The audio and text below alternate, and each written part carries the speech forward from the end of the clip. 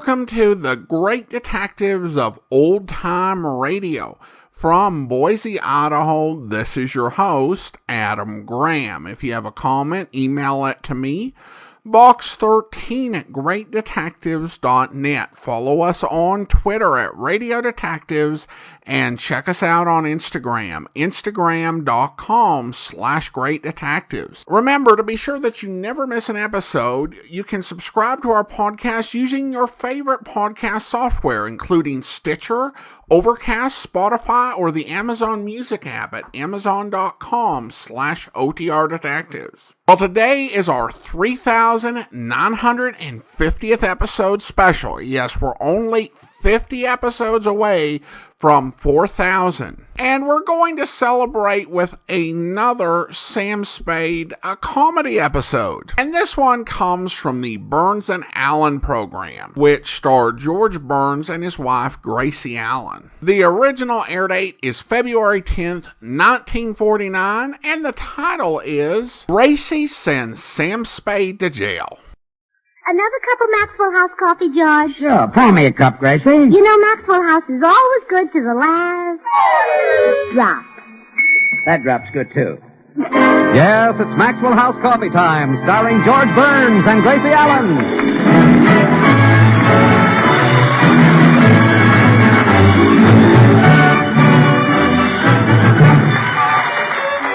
With our special guest, Howard Duff, who is the famous detective Sam Spade. Yours truly, Toby Reed, Joseph Kearns, Eric Snowden, Harry Lubin, the Maxwell House Orchestra, and Bill Goodwin. For America's Thursday night comedy enjoyment, it's George and Gracie. And for America's everyday coffee drinking enjoyment, it's Maxwell House. Always good to the last drop.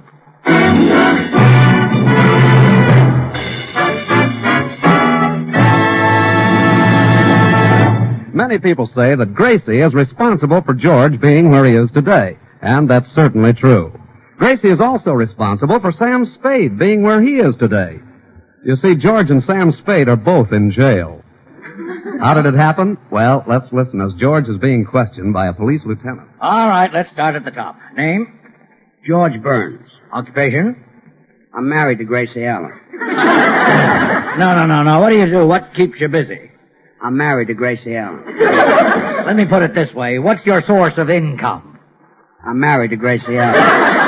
All right, skip it. What's your age? Approximately 42. How come you look older? I'm married to Gracie Allen. What's your address? 360 North Camden. All right, Burns, now suppose you tell me why you're in this jam. I'm married to Gracie Allen. You're in a rut. Hey, Spade, how come you're in this jam? He's married to Gracie Allen. You know, Burns, you and this Spade character are accused of murder. Now, suppose you tell me the whole story right from the start. Okay, Lieutenant. It all started last Sunday night. I was sitting home listening to the radio with my wife. I'm married to Gracie Allen. Yes, that part I know. Take it from there. Well, Gracie and I were listening to The Adventures of Sam Spade. The program was just finished. Jenkins, let's take a little ride down to headquarters. Me, sir? But I wouldn't murder Mr. Benson. I've been his butler for 20 years. Don't play innocent. I know you pulled this caper, and I've got enough evidence to put you right in the hot seat. But, Mr. Spade, I didn't do it. Say that malarkey for the warden. You were clever, Jenkins, but not clever enough. I think I'll call this the careless butler caper.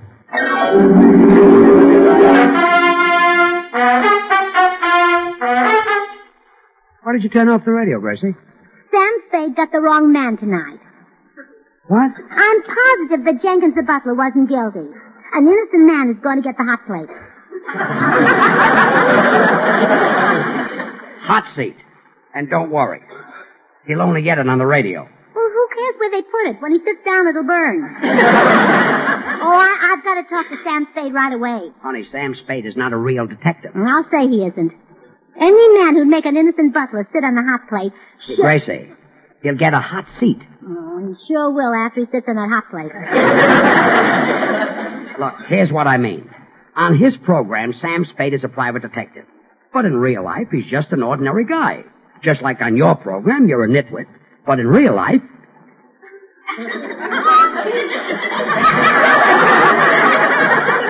That won't work. Anyway, Gracie, what you just heard was only a radio program. I know that. The real crime happened last week. Every Sunday night, Sam Spade broadcasts his most thrilling case of the week. You still don't understand. Sam Spade is just a character. I'll say he's a character. Making that poor innocent butler sit in a hot place. Hot seat. Let me try to explain this once more. Sam Spade isn't even the fella's real name. He's the brainchild of Dashiell Hammett. Oh, you mean his real name is Sam Hammett? No, his real name is Howard Duff. Then why isn't his father's name Dashiell Duff? Look, Sam Spade doesn't have any actual father or mother. He came from Dashiell Hammett's typewriter. Oh, George, you're so innocent.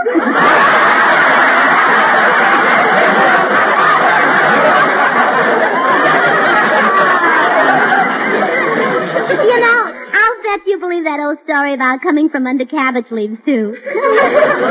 What's the use? Okay, Sam Spade is a naughty detective, and he's sending an innocent butler to the hot plate. Hot seat. Good night, dear. Good night.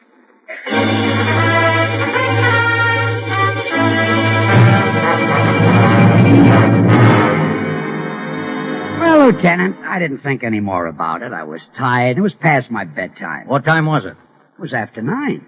Gee. So I went to bed thinking Gracie would follow me. Instead, she followed Sam Spade. Oh, what do you mean? Let me tell you about that part of it, Lieutenant. Okay, Spade. Well, I'd finished my regular Sunday night show at the broadcasting studio, after which the actors lingered on for a little bull session, you know, who stepped on whose lines, I want a bigger part next week, and so forth. So, it's about 10 when I step out into the California night air, which is also about 10. But, there's no snow, so I decide to walk home. I haven't taken 2 steps when this little lady grabs me by the sleeve and says, Are you Sam Spade? well, if I had known then what I know now, I would have thrown myself under the wheels of a passing Sunset bus. But I'm a ham, and I figure she's maybe a fan, so I answer in my best Pasadena Playhouse voice. Why, yes, I'm Sam Spade. The butler didn't do it. Huh? You've got the wrong man. The butler didn't jerk that kipper. Jerk that kipper. Yank that copper? You mean pull that caper? That's it, yeah. You sent an innocent man to jail. No, I didn't. Yes, you did. Lady, I think you're a little mixed up about me. I'm just an actor on CBS. That's what everybody says. Look, little lady, I'm tired. It's been a tough day. I'll see you around, huh? Now, just a minute, Sam Spade. I heard you arrest that butler. Now, you've got to let him go free. You wouldn't give me a rib, would you? Anything to free that butler. Which rib do you want? I'll tell you what. Why don't you write me a letter? With a dull pencil. Don't use anything sharp. I'll do better than that. I'll come to your office. Where is it? I haven't got an office. Oh, plain cagey, huh? All right. I'll come to your house. Where's that? 321... Oh, no. I'm not talking. I want to get some sleep tonight. So long. So long.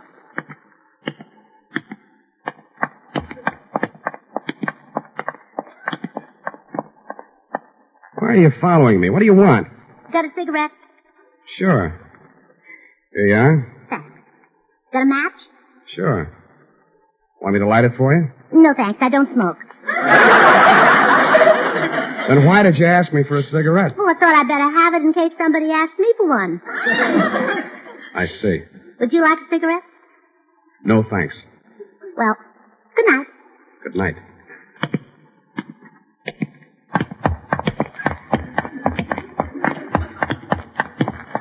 Okay. Now what? Got the time? Yeah, it's exactly 10:10. Thanks. No, I meant it's 10 minutes after 10. You're wrong. My watch says 15 after 10. You've got a watch? Sure. Then why did you ask me the time? Want a cigarette? No. Well, good night. Good night. Look, lady, stop following me. Oh, it's you again. Yeah, fancy meeting me here. Can't I give you the slip? Please. I couldn't accept a thing like that from a strange man. All right, what do you want this time? Got a road map? A road map. Are you lost? No. May I make a suggestion? What? Get lost. Well, good night. Good night.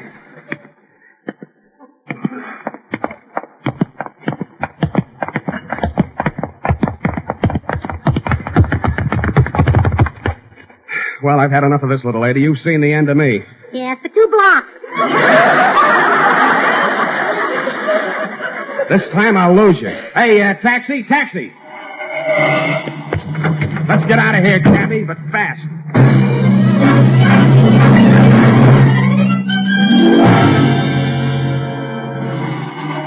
Here's my house, cabby. Pull up. That was real driving, buddy. Keep the change. Good night. Good night.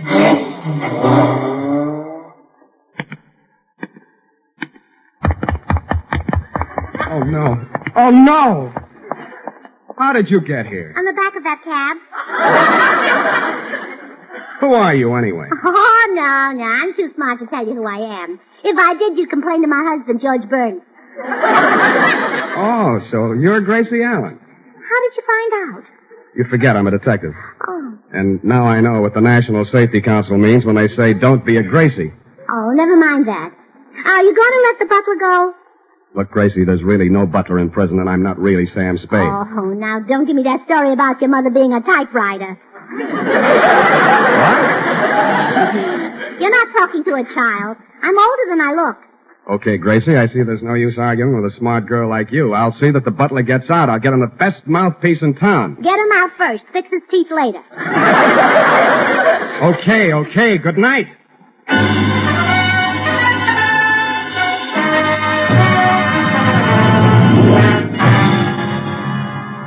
Well, Lieutenant, I thought that would be the end of the episode. But it wasn't, huh? Brother, you haven't heard anything yet. The next morning... Wait a minute, Mr. Burns. Before I listen to any more of this story, I'll have to send out for some aspirin. Yeah, have some of mine. Hey, how come you walk around with your pockets full of aspirin? I'm married to Gracie Allen.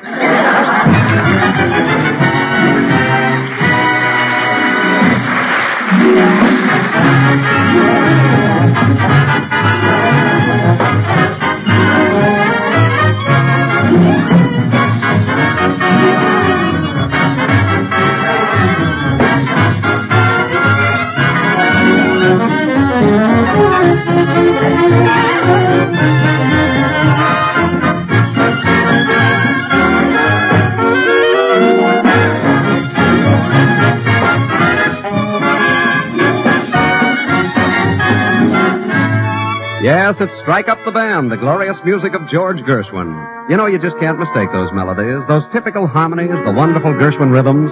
And it's all these things, all the separate musical elements skillfully combined, that make the music of George Gershwin so immortal. Listen a moment to one of his most famous compositions. It was heard for the first time just 25 years ago tonight. But see if you can recognize it when we play just the mellow harmony. With that, we'll blend this counter melody for richness.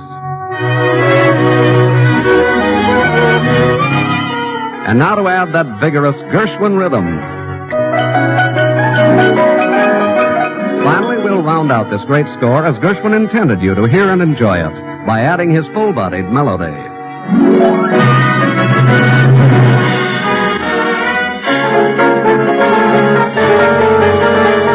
Yes, the famous Rhapsody in Blue, even more popular today than when it was first played 25 years ago tonight. Like all great composers, George Gershwin knew well that great music requires not one, but many fine musical parts, all skillfully blended into one harmonious score. And friends, it takes the same skill in blending to bring you great coffee, famous Maxwell House coffee. Its flavor, rich, satisfying, good to the last drop flavor that's made Maxwell House America's favorite brand of coffee. And to create the superb flavor, our Maxwell House experts combine not one, but many choice coffees from the fertile highlands of Latin America. First, they select premium grades of Monticelli's coffees for mellowness. To these coffees, fine Medellins are added for richness. But famous Maxwell House flavor must be more than mellow and rich. So other choice coffees are added for vigor.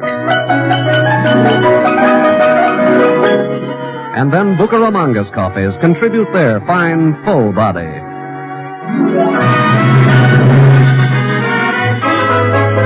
This perfectly balanced Maxwell House blend is then radiant roasted to flavor perfection and brought to you vacuum-packed and roaster fresh. And because you folks on the West Coast really know and enjoy coffee at its best, Maxwell House is blended and roasted for you right here on the West Coast to satisfy your critical taste. So tomorrow, discover all the extra flavor that's yours in every cup of America's favorite brand of coffee. Famous Maxwell House. Always good to the last drop.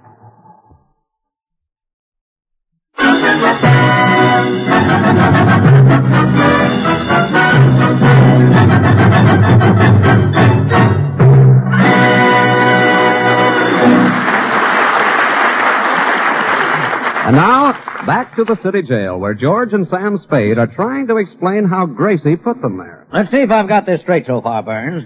Your wife listened to Sam Spade's program, thought he was really sending an innocent butler to the chair, and started hounding him. That's right, Lieutenant.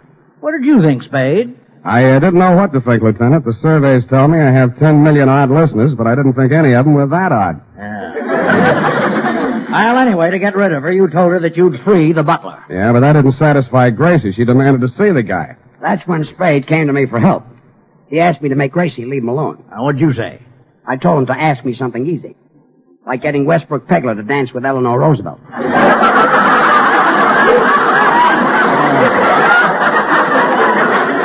Mr. Burns, why do you put up with a wife like that? I'm too old to go back to Gus Edwards. Besides which, I happen to love her. Well, so what did you two decide to do? Well, there was only one thing we could do. That was dig up the actor who played the butler on my program and let Gracie see him. Which we did. Yeah, and that's when we really got into trouble. Well, tell me just what happened. Okay. Spade was giving the guy his final instructions. Remember, Claude, you're Jenkins the butler, and I have set you free. Don't worry, I'll have Mrs. Burns crying like a baby. In radio, they don't call me the male Ma Perkins for nothing. Oh, come on, Gracie's in the next room. Honey, here's Sam Spade. Yes, Miss Burns, and I have freed the butler. Here he is. How do you do, madam? It is the butler. I recognize that voice.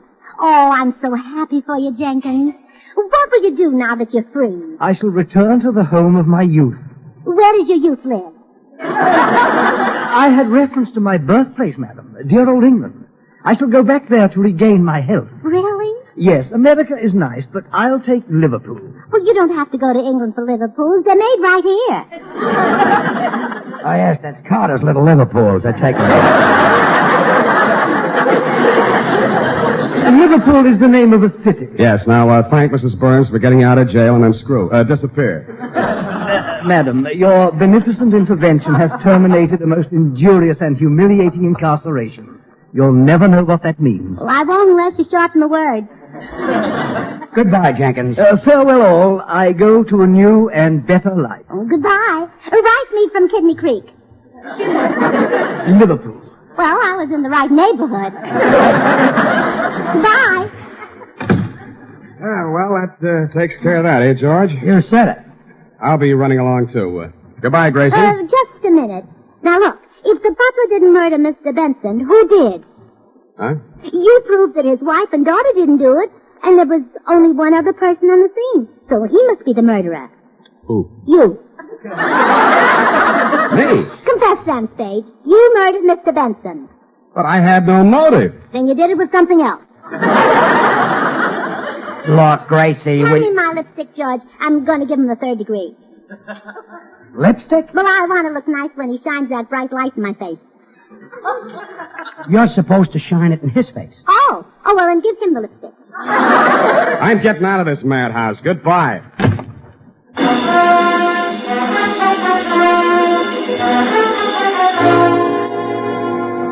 Well, Lieutenant, Spade ran out of that house like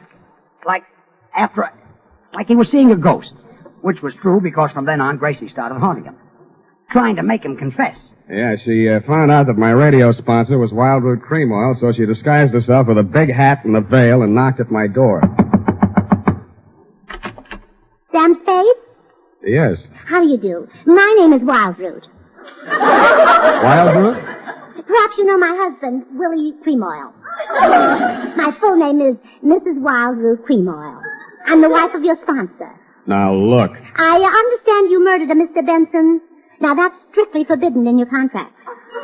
Mrs. Cream Oil, you look like Gracie Allen to me. Flattery will get you no place. Now, if you'd like to confess, perhaps we can get you off with life imprisonment. And when you come out, you can take over your program again. Gracie, I did not murder Mr. Benson. Go away. But the next day, she was back.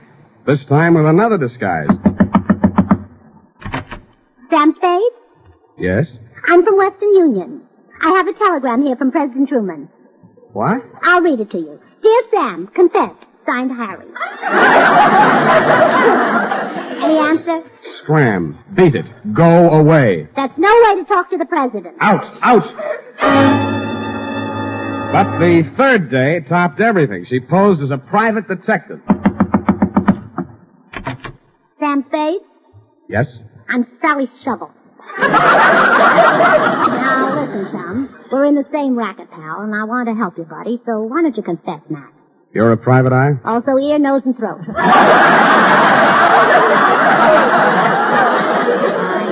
I put everything into my work. Now, confess, Doc. So you murdered Benson, so what? I've been mixed up with a few keepers. Or is it capers? In your case, it's keepers. Now go away. Well, Lieutenant, that's when Spade came to see me again. Looking much older. Yeah, we hit on a brilliant scheme. We decided that I should confess the murder, then George would pretend to take me to the city hall to surrender, and Gracie would forget the whole thing. But Gracie did something we didn't count on. What was that?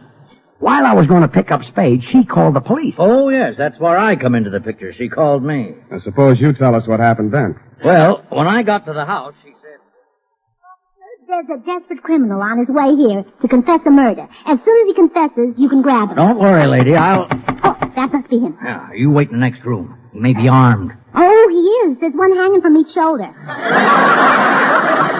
You call me if you need. Oh, hello. Where is everybody? Never mind. What's your name? Bill Goodwin. What did you do with the body? I took her home. What did you do then? I dumped her out. Oh, she was dead, huh? Well, sure, that's why I took her home. You've done a pretty terrible thing, young man. Tomorrow I'll send her some flowers. Oh, you're a real killer. Oh, sure. Now tell me everything you did tonight. I will not. Who are you, her father? No. Well, in that case, I'll tell you that. Another fellow and I double dated. We met the girls, and the four of us went into a restaurant for dinner. I ordered 4 cups of Maxwell House coffee. Then what? Well, I told the waiter to bring the other people some, too. See, I wanted them to taste the rich, mellow goodness of Maxwell House. It's America's favorite coffee, you know. Yes, I know. What happened then? Well, that's when the girl and I got into a fight. Aha, what about? She caught me drinking her Maxwell House coffee. Hey, but you'd had 4 cups. Well, when you taste that good to the last drop flavor, you just don't know when to stop. You know, Maxwell House is a blend of the finest Latin American coffees, radiant roasted to the peak of flavor perfection. Well, officer, did he confess the murder? Bill Goodwin. He confessed everything, Mrs. Burns. He got mixed up with a girl, and now he's headed for the chair. You're nuts. When I get mixed up with a girl, I head for the divan. I mean the electric chair. You killed a girl. Are you kidding? All I killed was 5 cups of Maxwell House coffee. Yes, officer, this is the wrong man. Sam Spade is the one you want to arrest. Sam Spade is in trouble? Oh, gee, I was going to hire him to find someone for me. Who? Girl about 5'2", red hair, green eyes, terrific figure, drives a Cadillac convertible. Oh, when did you last see her? Who's seen her? I want Spade to find me one like that. Well, so long.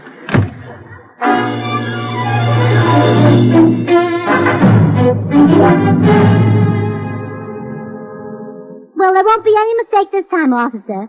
Here comes my husband up the walk with the real murderer. Yeah, anyone can tell that guy's a criminal. Look at that low forehead. That's my husband. Oh. Well, this time I want to hear the confession before I make the pinch. I'll just duck into this closet.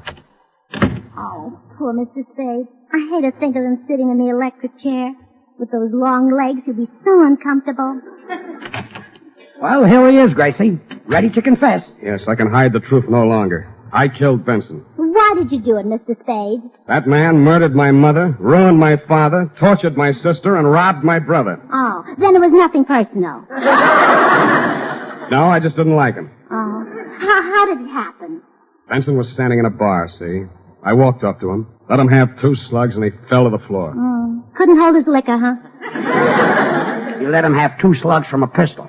Now keep quiet and let the man confess. Yes, dear. I never gave him a chance, see? I shot him down in cold blood, and as he lay on the floor, I pulled the trigger again and again and again. When the gun was empty, I stood over his body and laughed like the fiend that I am. I should be locked up for 20 years, 30 years. I'll make that 40. Huh? Who are you? I'm Regan from Homicide. I called him over to hear your confession. Okay, come on, Spade. Officer, wait a minute. Let me explain. Mr. Spade and I cooked this whole thing up together. Oh, an accomplice. I'll take you along, too. Wait a minute. I've never done anything wrong in my life. Well, of course not. He's my husband. The man who married me. All right, so I did one thing wrong. Come on, you two.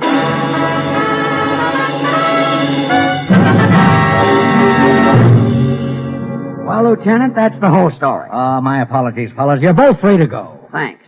Come on, Sam. Let's get out of here. You said it. Oh, by the way, Mr. Burns, your wife's waiting outside. Gracie? So long, George. I'm staying in jail. So long. Oh, hello, darling. Hello, Gracie. Let's go home. Oh, I can't, sweetheart. I've got something important to do. Hey, you've got that big hat and that veil on again. Where are you going? Well, while you were in jail, I heard Ellery Queen on the radio, and he arrested the wrong man. Oh, no, you're not going to start it.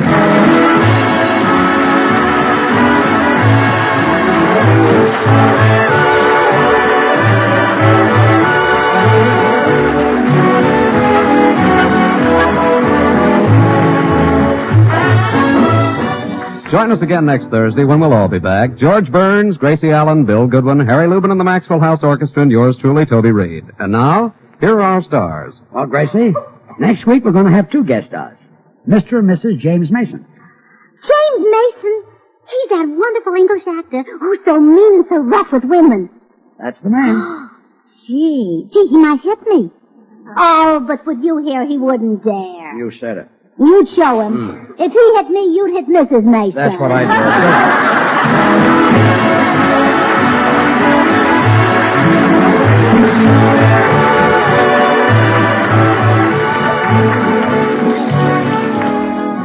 do. Ladies and gentlemen, let's all remember to help the National Safety Council in their campaign to cut down the terrible toll of home accidents.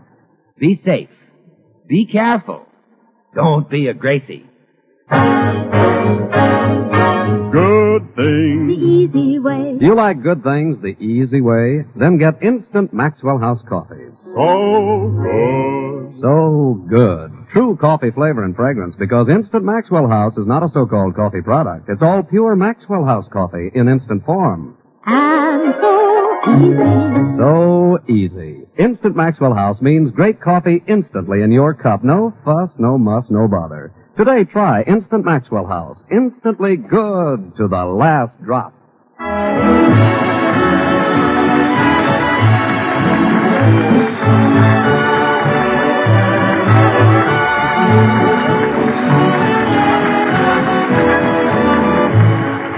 Howard Duff will soon be seen as star of the Universal International picture, Red Canyon. Until next Thursday, when our guests will be Mr. and Mrs. James Mason. Good night and good luck from the makers of Maxwell House, America's favorite brand of coffee. Always good to the last drop. The George Burns and Gracie Allen Show is written by Paul Henning and Keith Fowler.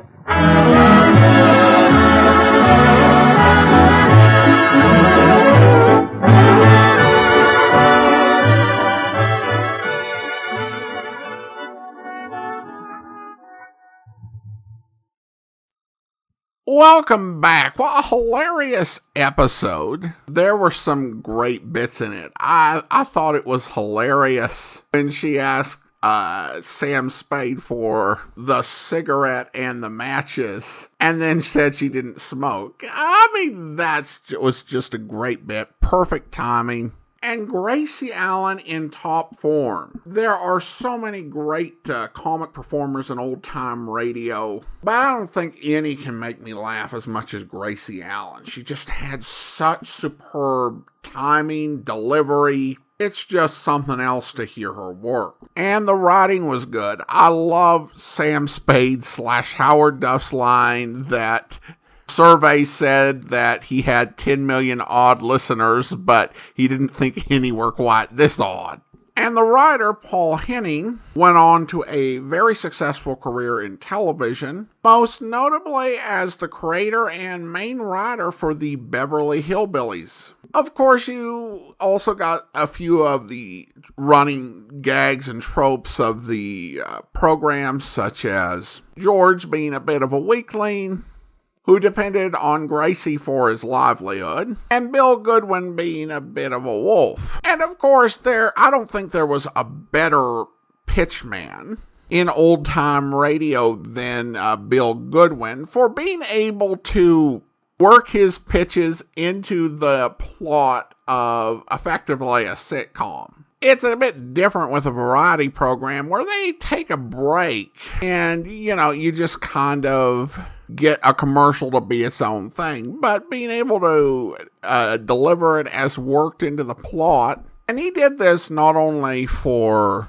Maxwell House Coffee, but he did it for Swan Soap for many years, and later he'd do it for Carnation Evaporated Milk. And he'd go back to Bob Hope and would do it on the Bob Hope Show for Jell-O. So an incredibly talented guy. Now, one reference that went over my head was when George said that Sam Spade should ask him to do something easy, like getting Eleanor Roosevelt and Westbrook Pegler to dance. And of course, the listener in the 21st century asked, who was Westbrook Pegler? Westbrook Pegler was a Pulitzer Prize winning columnist and a critic of the New Deal. His criticism was at such a level that FDR asked the FBI to investigate, and they found no evidence of sedition. But apparently his feud with Eleanor Roosevelt had not really cooled even 4 years after she'd left the White House following the death of her husband. So that's what that joke was about. Well, now it's time to thank our Patreon supporter of the day. Thank you to Bruce, Patreon supporter since April of 2019, currently supporting the program at the rookie level of $2 or more per month. Thanks so much for your support, Bruce. And that will do it for today. We'll be back next Sunday to begin our series of encore performances. And this Tuesday, be sure and listen to Dr. Tim Detective. But join us back here tomorrow for the Adventures of Sam Spade, where... Well, what exactly is my assignment, Mr. Bright? I want you to be present at this miserable party tonight and pretend to have a good time. Why didn't you hire an actor? This is a new kind of masquerade ball. Even I have a unique problem here. A Halloween party combined with a party announcing the engagement of a socially prominent young woman. Well, naturally, the press will be on hand. They always are at my parties. But I doubt if any of the invited guests will show up. That's where you come in. You're one of the uninvited. I hope you'll be with us then. In the meantime, do send your comments to Box13 at greatdetectives.net. Follow us on Twitter at Radio Detectives and check us out on Instagram. Instagram.com/greatdetectives. From Boise, Idaho, this is your host, Adam Graham, signing off.